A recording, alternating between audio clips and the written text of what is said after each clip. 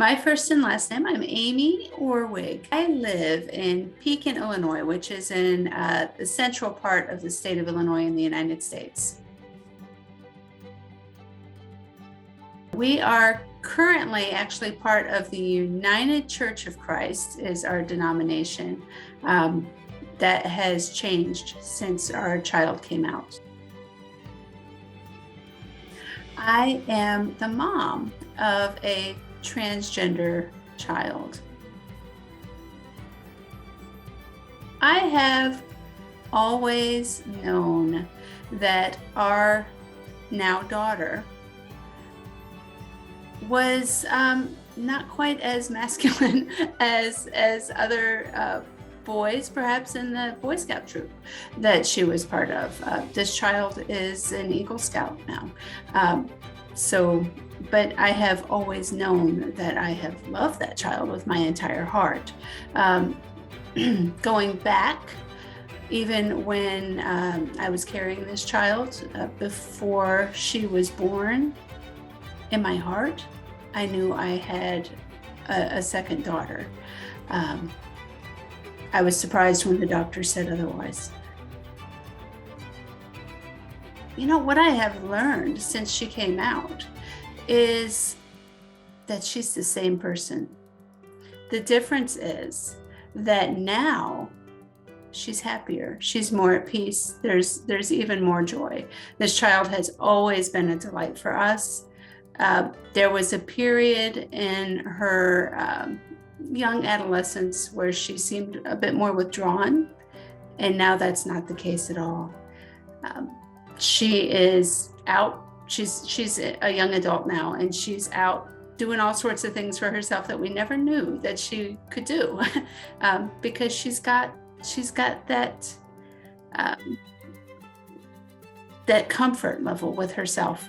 And I think the fact that we as a family have affirmed her and continue to love and support her has certainly helped with that.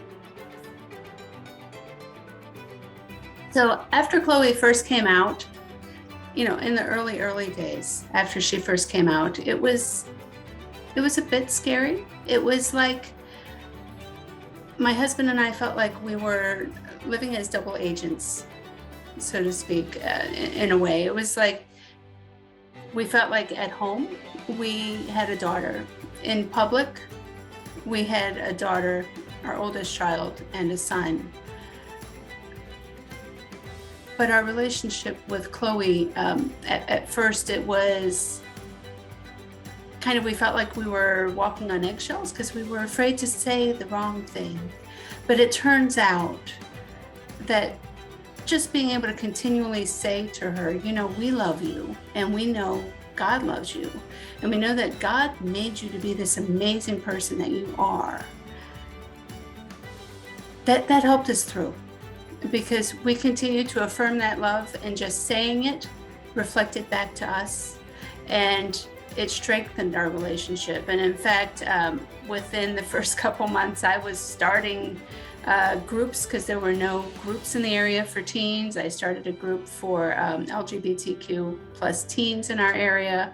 I started a PFLAG chapter, which here in the States is it's a national organization for support for parents and allies and members of the LGBTQ plus community. And my husband and I just got busy showing that we are allies and want to help. We want to help keep kids from being kicked out, ultimately. So since Chloe came out, I have learned that God's creativity is so much larger than the box that we as Christians tend to place God in. It's so easy to think God created just male and female. But you know, God didn't just create day and night. God created dawn and dusk. And God didn't create dry land and wet. God created damp sand and boggy areas. And God doesn't belong in that little box. God has this expansive creativity and this deep love for the entirety of God's creation that it's mind-boggling and beautiful and so comforting.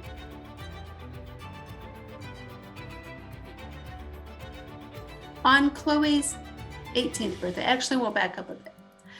So a few months prior to Chloe coming out, or on her 18th birthday, so she was still 17, her birthday's in July, this was in February, she told my husband, have you ever heard the term bisexual? Because I think that's how I identify.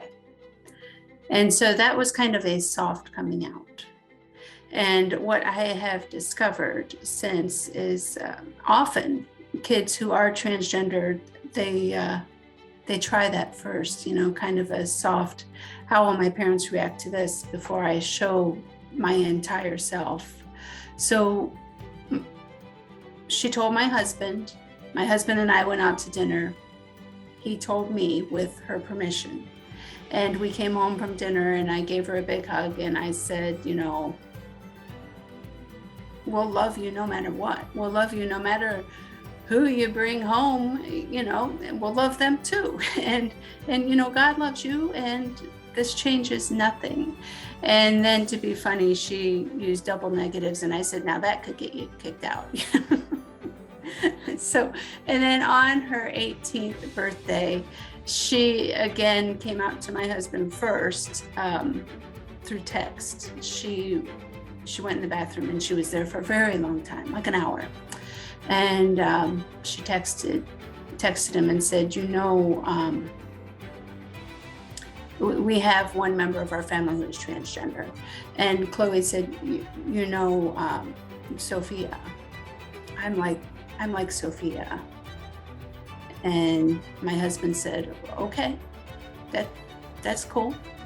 And she finally made a reappearance. We gave her a hug, told her we love you, and I texted her later because she seemed uncomfortable talking about it verbally at first. So I texted her and I said, even before you were born, here's my cat, this is Raja. Even before you were born, I had a feeling that you were a girl. So this just shows that I've known all along. So, and nothing has changed except that now we can talk makeup tips. So it's good. We did, of course, have some fears. Most of those fears were based on how society would react to her. Over here in the States, there's red areas and blue areas. There's Republican and Democrat. There's conservative and more forward or progressive. And we are in more of a conservative area. And I spent months, probably years even, just in full-on mama bear mode, just waiting for somebody to look at my child the wrong way so I could attack them. And it turns out I never had to. People have been very kind.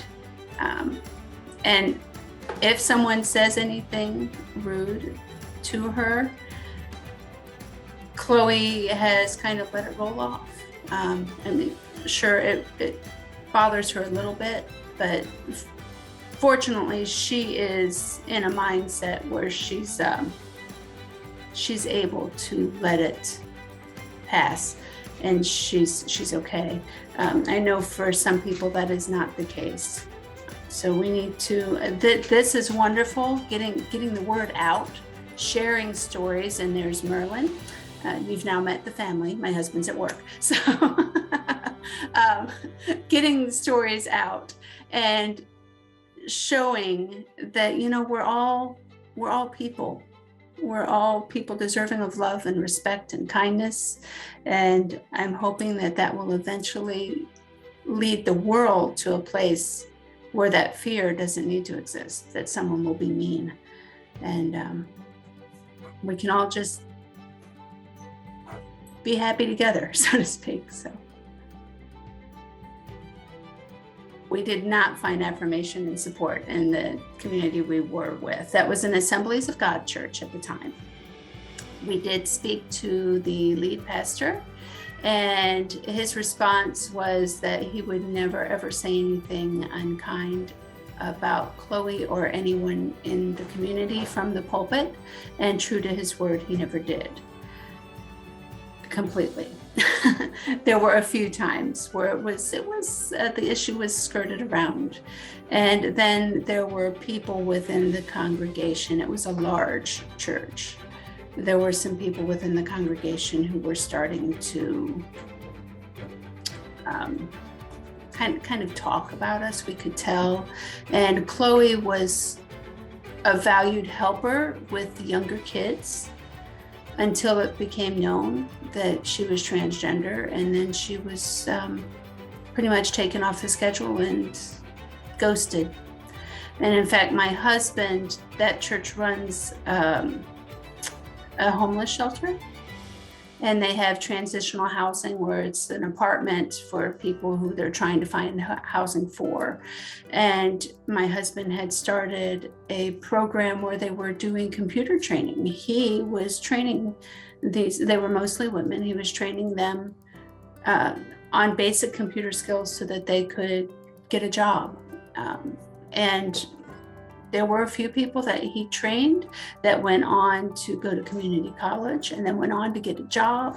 And they didn't need to rely on the state to find housing for them. But as soon as it became known that our daughter was transgender and we didn't kick her out, his program was stopped, even though it was helping all of these other people. So we left. We found an affirming church community, and we're glad we did. So we are currently attending a United Church of Christ, which on a national level is open and affirming. Our church is, again, we're in more of a conservative area. So the church, I always say it's open and affirming, and it's the best kept secret in the community because they certainly don't advertise it. Now, I don't believe anyone in the church would ever say anything unkind. They've always been very kind and welcoming when Chloe has joined us at church, and they've always been kind and welcoming to other people from the LGBTQ community who have come in the doors. But they're uncomfortable. They don't fully know what to say. They know what not to say. I mean, they're not holding signs that say, you're going to burn for this. They know that God loves everyone, and that right there is a good starting point. And I'm actually the youth coordinator for that church, which is basically an unordained children's pastor. So I'm kind of helping a little bit to try and nudge the community to be a bit more brave and a bit more intentional in affirming the LGBTQ plus community. And they're getting there, I think. I think it'll be okay. Chloe and I, and my husband and Chloe and even our older daughter, we all have a good relationship. Of course, it was of course difficult to get used to new names and pronouns and everything, but we have helped Chloe through each phase. She's in fact getting married to her girlfriend. They got engaged over the February 14th Valentine's Day weekend, so that was exciting. What's nice is that both of them still identify as Christian. Neither of them is actually currently attending a church on a regular basis. Part of that is due to the fact that Chloe is working for Starbucks, the big coffee chain. And she keeps getting scheduled to work on Sundays, even though she said, I'd like Sundays off, but So part of that is just her age and her responsibilities. And then her partner doesn't like to go anywhere by herself. So, so they're not going to church, but they're both still, they both still know God loves them, because I've had chats with both of them. So, well, one time I do have one regret when Chloe was early on in this journey, and she said to me one afternoon, my pronouns are she, her, and I've decided on the name Chloe. And my response was, well, you don't expect us to call you that while you look like a boy, do you? Hi. And she said, no, I guess not. And then the next day I started calling her Chloe, and she and her, and told my husband, this is where we're going, this is what we're doing. And that's what we did. So she gave us a lot of grace, thank goodness. If your child has just come out, what I will say to you is just continue to love that child that you have known their entire lives. They have not changed. That essence of that child, their beautiful heart, their beautiful soul is not changing. The outside may change a bit, but often it's going to be for the better. You're going to see more joy, and it will be beautiful. It's not an easy journey, but it is so, so worth it. And just know that God is with you every step of the way, and God loves you and loves your child. And you can always count on that.